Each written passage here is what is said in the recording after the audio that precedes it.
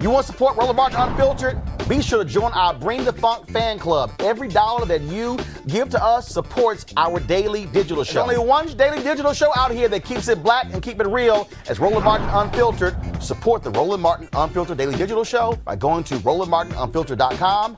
You can make this possible.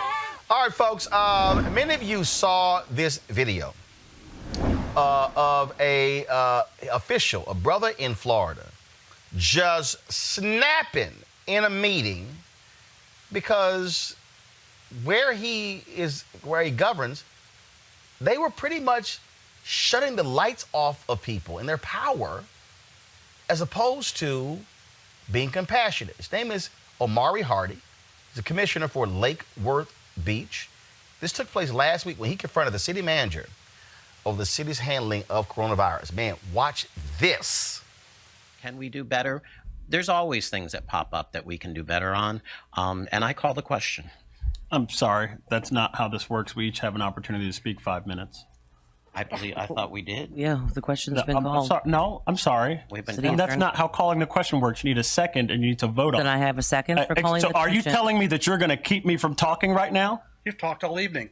Look here. You're calling me disrespectful because I've interrupted people, but this gentleman has turned off people's lights in the middle of a global health pandemic. That's what that gentleman did. Point of order. And you think I'm disrespectful for interrupting? Point of order. This gentleman has had the ability to do any number of things. We could have banned large gatherings. We could have closed the beach. We could have put a moratorium on utility shutoffs. I recessed. Also not within your power, and the attorney has held that that's true. I recessed the meeting. You came up with new rules at the beginning of the meeting, and then you didn't even want to follow the rules that you came up with. And you took advantage. This is a banana republic is what you're turning this place into with your so-called leadership. Does a recess mean that we will be... Yes. Camera on that? I don't care anything about this. On that? I don't care anything about this. We should have been talking about this last week. We cut off people's utilities this week and made them pay what could have been their last check to us to turn their lights on in the global health pandemic. But you don't care about that and you didn't want to meet. But every other year you go around and beg people for their votes. Can we explain the recess? You care more about your relationship with that guy than you care about the relationship with the people who don't go to work in this building. Order, you were done. You're done. You're done. Disrespectful. It's disrespectful is what you've done to the working people in the city. I didn't do anything. You failed to act. I didn't do anything. When you're a leader, you failed to act. You said you didn't do anything. You failed to act. When you had an opportunity. Party for State House. I don't care anything about that. Do you think anybody cares? Does a recess mean that we can reconvene tonight? Yes. Or okay. Is that in 5 minutes or? Joining us right now is Commissioner Omari Hardy. Commissioner, glad to have you in Roland Martin Unfiltered. I'm happy to be here, Roland. Thank you for inviting me. She pissed you off. That's true. I got heated just watching that exchange again. So you're sitting there, and I take it people were reaching out to you talking about those shutoffs, and what? The city manager, the mayor didn't care? The other council members didn't care? Yes, that's the way that I saw it. The week before that meeting, actually 7 days before that meeting, I attempted to call an emergency meeting of the city commission to give the city manager very specific instructions on how to handle and navigate through this novel coronavirus crisis. And in Florida, we have emergencies every single year. We have hurricanes, and we know how to get through those. But this is something that's new. We haven't seen it before.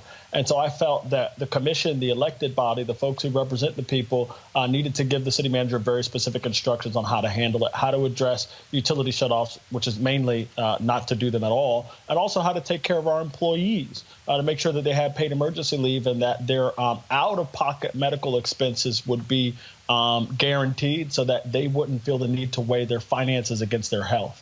I didn't want any of our employees to wonder, were they going to get stuck with a surprise bill coming out of a hospital or a surprise bill after getting testing for coronavirus. I wanted them to just be comfortable going to get the test without worrying about the financial ramifications. The city manager blew me off. 3 of my colleagues blew me off. They didn't want to have a meeting. And the following week, the city manager commenced to shut off utilities to 52 families in a single day. And that incensed me. This obviously has gone national. What has happened? Have they pulled back on that? Did they respond, or are they continuing shutting off the power of citizens? So thankfully, I was able to alert the local news media as to what was happening with our shutoffs, because I was losing inside City Hall. A majority of my colleagues didn't want to enact a moratorium on shutoffs. They didn't want to meet, and the city manager didn't want to enact a moratorium or for the city commission to meet. So I just went to the press. I went to the fourth estate. I said, this gentleman is cutting off people's power, and I have, the evidence that that's the case. And by the time a camera was in front of his face, he changed his tune completely. That was the night before the meeting. But then we got to the meeting, and he didn't want to acknowledge anything of what had happened over the week. He didn't want to have any discussion about, the issues that we had been having. And our colleagues, my colleagues basically wanted to slide into that building and have a meeting, just to say that they had a meeting, and slide out of that building without having done anything to protect our workers and also to protect, the residents and the utility customers within the city. And I thought that was a daggone shame. And so I take it they're not too fond of you blowing the whistle on them. But the reality is, if you're there to serve the constituents, that's what you're supposed to do. Correct. I taught civics for several years. And in Florida, every seventh grader has to take civics. And so one of the things that, we teach our students in civics is popular sovereignty. It's the idea that the power that elected officials have come from the people. And every single election, you get an opportunity to take that power back and to give it to someone who remembers and knows where that power comes from. And frankly, my colleagues, or at least three of them, I don't want to say all of them, because Commissioner Herman Robinson was one of those commissioners who, like myself, wanted to have an emergency meeting to address these issues. But three of my colleagues forgot who put those titles in front of their names. And, what has happened since is that, a light has been shined on this situation that no one knew anything about. And now what it's doing is it's disciplining the city manager, and it's disciplining my colleagues. And they know now that because people are watching, they cannot do wrong. And that was the only way, frankly, and unfortunately, to get them to do right. Commissioner Omari Hardy, we certainly appreciate you joining us at Roland Martin Unfiltered. Thanks a bunch, and keep giving them hell. Thank you. I appreciate it, Roland. All right. Thank you very much. Let's go to my panel. Kelly, talk about invoking Robin Harris's pissed off to the highest of pistivity. I'm sorry, I couldn't hear you. I don't think Kelly even know who Robin Harris is. I didn't hear what you said. I said that sounds like Robin Harris pissed off to the highest of pistivity. No, for sure. I mean, this is what elected officials should be doing. They should be advocating on our behalf. And when people actually use their voice that us, the people, give them, this is what happens. Like, people fight for us. So I commend Omari for doing that for his constituents, and I just wish Donald Trump would do the same. He clearly isn't. Malik?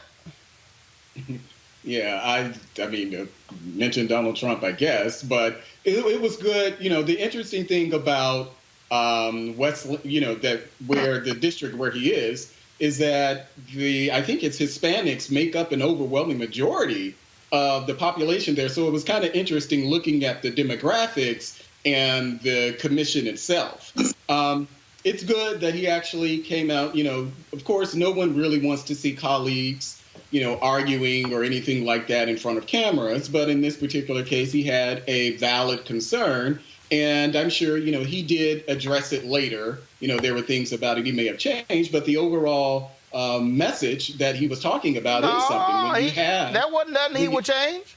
He was right here. He wasn't nothing he wanted to change.